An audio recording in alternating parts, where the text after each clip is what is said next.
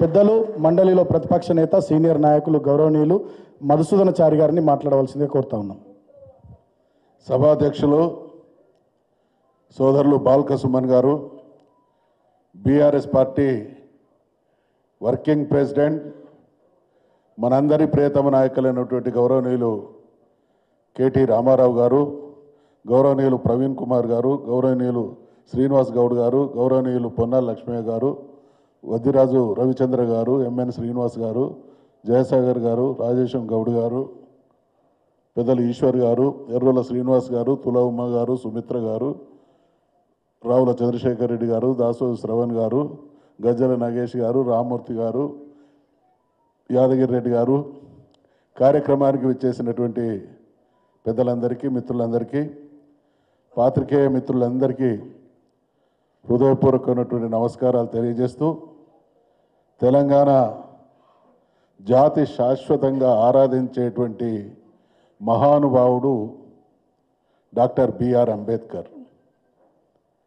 ఆ మహానుభావుని దార్శనికతే కేసీఆర్ గారు ముమ్మాటికి నేను తెలంగాణ రాష్ట్రాన్ని సాధించి తీరుతా అనేటువంటి వారి ఆత్మవిశ్వాసం వెనుక అంబేద్కర్ గారు కొత్త రాష్ట్రాలు, చిన్న రాష్ట్రాల ఏర్పాటు కేంద్ర ప్రభుత్వ పరిధిలో, పార్లమెంటు పరిధిలో ఉండడం వల్లనే అది సాకారమైందనేటువంటి విషయాన్ని ఈ సందర్భంగా మనవి చేస్తూ ఉన్నాం.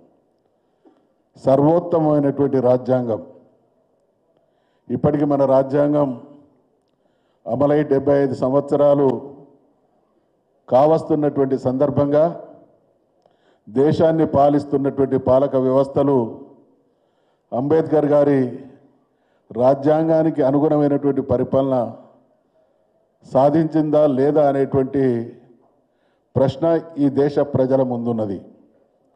అంబేద్కర్ గారు దేశానికి స్వాతంత్రం సముపార్జించుకున్నాం. ఈ రాజ్యాంగం ద్వారా 10-20 సంవత్సరాల కాలంలో భారతదేశం పోటీ ప్రపంచంలో తనదైనటువంటి చెరగని ముద్రతో ప్రపంచానికే ఒక దిక్సూచిగా ఎదుగుతుంది అనేటువంటి ఆశాభావంతో వారు అపురూపమైనటువంటి రాజ్యాంగాన్ని మనకి ఇవ్వడం జరిగింది. కానీ ఈ మధ్యకాలంలో మనం చూస్తూ ఉన్నాం, ప్రపంచవ్యాప్తంగా అనేక సూచీలలో భారతదేశం 100, 120, 130 స్థానాల్లో కొనసాగుతున్నది అని అంటే ఈ పాలక వ్యవస్థలు కాంగ్రెస్ దాష్టీకం వల్ల, అంబేద్కర్ గారి స్ఫూర్తివంతమైనటువంటి ఆలోచనలతో పాలన సాగలేదు కాబట్టే భారతదేశం ఈ రకంగా కునారిల్లుతున్నదనేటువంటి విషయాన్ని నేను మనవి చేస్తా ఉన్నా. ఇందుకు భిన్నంగా అంబేద్కర్ గారి ఆలోచన ధోరణి, ఆ రాజ్యాంగ స్ఫూర్తితోని తెలంగాణ రాష్ట్రాన్ని సాధించినటువంటి మన నాయకుడైనటువంటి కేసీఆర్ గారు 10 సంవత్సరాల కాలంలోనే ఈ దేశానికి స్వాతంత్రం, ఈ దేశం గణతంత్రం అయిన తర్వాత ఏ స్థాయిలో చేరుతుందని ఆయన ఊహించి ఆశించిండో దాన్ని తెలంగాణలో నిజం చేసిన ఏకైక నాయకుడు ఈ దేశంలో కేసీఆర్ అనేటువంటి విషయాన్ని ఈ సందర్భంగా మనవి చేస్తూ ఉన్నాం.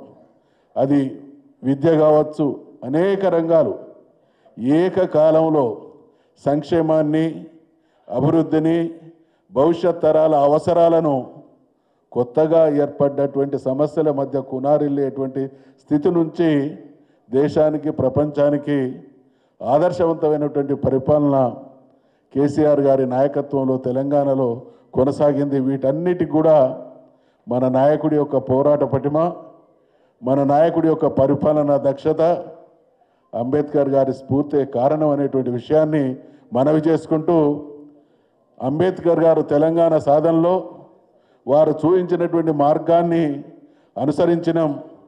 వారి రాజ్యాంగ స్ఫూర్తితో రాష్ట్రాన్ని పాలించినాం కాబట్టి శాశ్వతంగా తెలంగాణ ప్రాంతం ఈ దేశంలో అంబేద్కర్ గారికి ఎవ్వరు ఇవ్వనటువంటి అపురూపమైనటువంటి గౌరవాన్ని మన నాయకుడైనటువంటి కేసీఆర్ గారు తన కృతజ్ఞతగా ఇవ్వడం జరిగింది.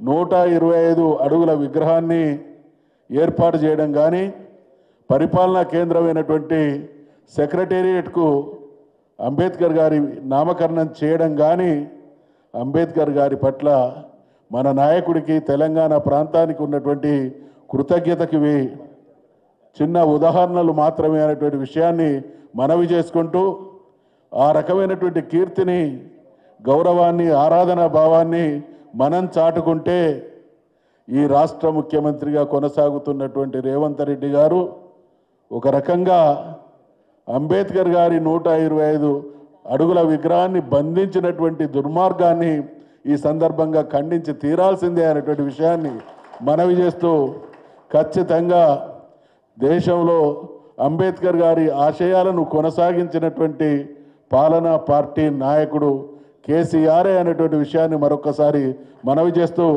ప్రపంచానికి స్ఫూర్తినిచ్చినటువంటి మహానాయకుడు అంబేద్కర్ గారు. ఆయన పట్ల కాంగ్రెస్ ఎటువంటి దుర్మార్గానికి అంత గొప్ప రాజ్యాంగాన్ని ప్రసాదించి దశను దిశను నిర్దేశించినటువంటి నాయకుడి పట్ల కృతజ్ఞత ఉండాల్సినటువంటి కాంగ్రెస్ పార్టీ ఏ రకంగా దుర్మార్గంగా వ్యవహరించిందో కూడా చరిత్రే సాక్ష్యం. కాబట్టి మంచిని ప్రేమిస్తాం, గొప్ప వాళ్ళను ఆరాధిస్తాం, చెడుపై పోరాటం చేస్తాం.